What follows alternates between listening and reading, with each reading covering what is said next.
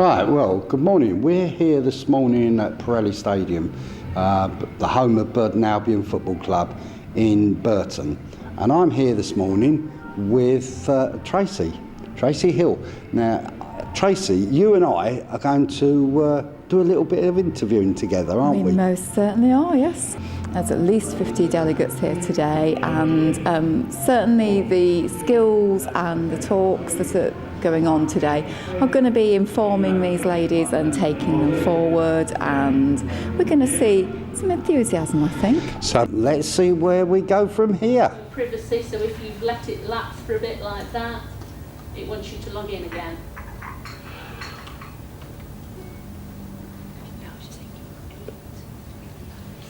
Tick and untick the things that you want to be notified about on your homepage. When you've added content to LinkedIn, will sometime there and what actions that I've done that people do put from between LinkedIn and others where you want to connect. Or you can ask them that question before you. Tip might be when you're writing it and you want to know if it sounds right, read it out loud and see how it feels. I'd just like to ask you, Elaine, if I may, how you think today's gone? I think it's been absolutely brilliant. It was great to have the interactive sessions and for people to learn more about LinkedIn and Twitter and how it can help them grow their businesses and connect outside of the WIB meetings. Marvellous. Now, you've obviously been a part of all of the Women in Business meetings that we've had so far through the Chamber, and you also are a member of the Women in Rural Enterprise, I believe. That's right. Just tell us a little bit about that and how that connects with this particular meeting. Well, Women in Rural Enterprise was set up a few years ago. There are networking groups around the country, and the Burton one involves quite a few of the ladies that come to WIB as well. And it's just another opportunity for women to network and I think Wire is a good starting point for perhaps ladies who are new to business, and it gives them a bit of confidence in going on to join other networking groups. How do you think that women in business, how do you think that they do business differently to men? Why do you think that there is a need for women-only business networking groups? Well, that's quite interesting, Tracy, because before I started my own business in 2010, I worked in quite a male-dominated environment. I was the only female MD among a whole load of male MDs.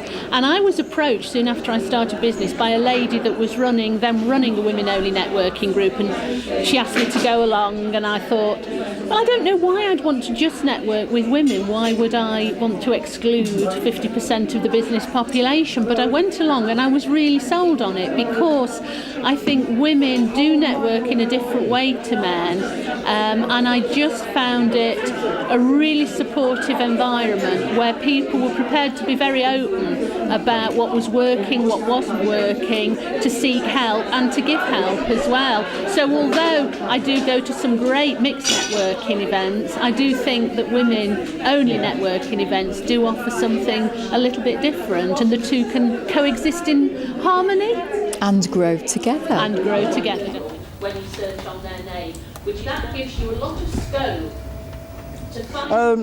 Just very interested in what's been going on this morning. The young lady. It's been a really good session. Elaine Pritchard has talked us through LinkedIn. I think loads of us are members of LinkedIn, but we don't use the profile properly. So she's gone through lots of little tips, and all fired up now. I know what I'm going to do when I go back. I'm going to start writing blogs and getting people interested.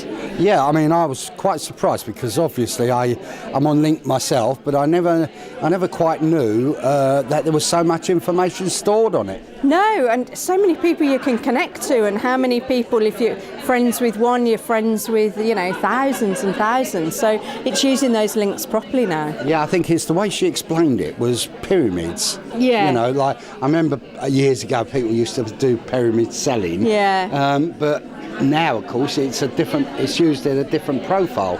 Yeah, it's used as an online networking base, so I'm talking to you and then you'll pass on my contact details to somebody else and people go, oh, Pat knows Gillian and Gillian's the person I want to get in touch with, and you refer people on that way. I put on just a small bit about myself, about my personal details and things like that. I think I just got one line.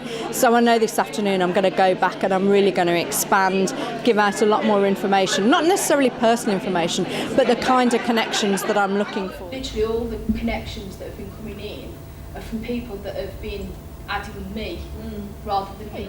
I'm here now with Michelle Walsh from a company called Miss Moneymaker, who your job, I believe, is to empower women and to make women strong and confident in business. Am I correct in that? Absolutely, you're so correct in that, Tracy. Marvellous. So what have you taken away from today, Michelle? How do you think it's gone? Well, specifically the bits about the social media have really opened my eyes. I mean, I am on the social media networks, but I think it's about the power and how you can connect with so many more people through the power of the social media.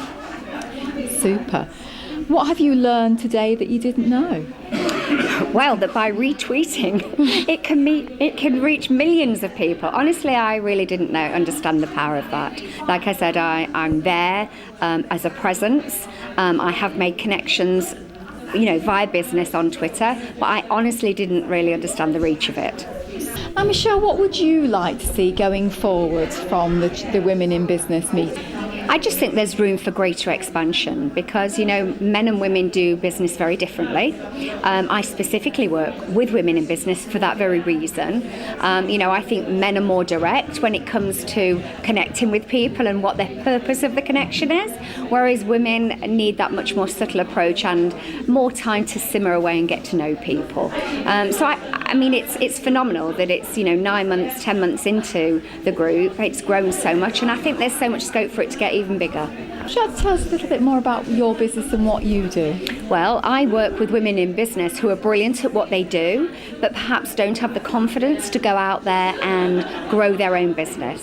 So it can be anything from self-belief to self-esteem or even mindset issues, because the mindset is vital to getting greater success. Yes, throughout the Women in Business Network now, we've got quite a nucleus of ladies who are very professional, know their business inside out, particularly people like Elaine Pritchard and Karen Curriton, who is the second presentation today, but also on lots of other subjects as well.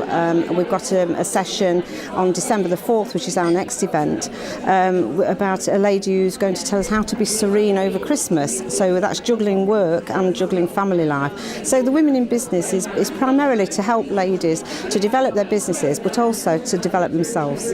And the thing is, for ladies, it doesn't matter whether you're a one-man business or whether you're a corporate and you just happen to be in an office full of men. There's always something for you at our events. We try and vary them. We only do 4 a year, but hopefully next year, once we've had our anniversary dinner in March, we will set out on another series of events. Usually we do about 4 a year, but it's just to give ladies confidence, to help them develop their businesses, and of course to meet and network with other people.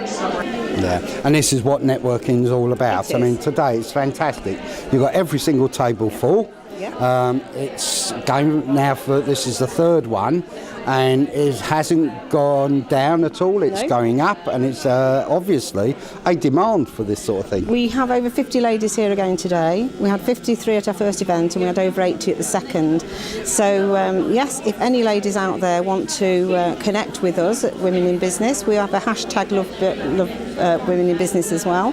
But you can contact myself or Keely Williams on 01283 535 640, and that's the Burton District Chamber office. Lovely. And here we are at the end of what I think has been an absolutely fantastic meeting. Have you enjoyed it, Pat? Yeah, in great speed for it all. I mean, that Twitter thing, it's quite an experience to learn. But I gained something from it, and it's so wonderful to see 50 or 60 ladies all suddenly are now on another journey. They're all business ladies, but they're all on another journey. Don't you think so? There's been a lot of focus and a lot of proactive networking. I've seen a lot of business cards changing hands here today, and the fact that now they can all They can all link on LinkedIn. They know how to do that. They know how to manage that very proactively now, and they can now manage their own Twitter accounts very proactively and link together. That network's then going to be strengthened and then linked into the wider networking community of Burton. So again, it's about putting Burton on the map. And it's so good, the enthusiasm as well, like, you know, and to be honest with you, it's been great, you know, like presenting this today with you as well, you know. What I've learned today is that by using the power of social media, you've got so many more opportunities to connect for free to people literally all over the world. People who perhaps don't know who you are can get to know who you are and what you do and how you can help them. So I'm definitely going to harness what I've learned today and move forward with my business and help myself grow as well as the women I work with. I've met a lot of new ladies in business that I hadn't met before, because these events do attract a new audience every time. So I've got some great new connections that I'll be staying in touch with. It's been a lovely event, a great venue, and really looking forward to seeing what comes next.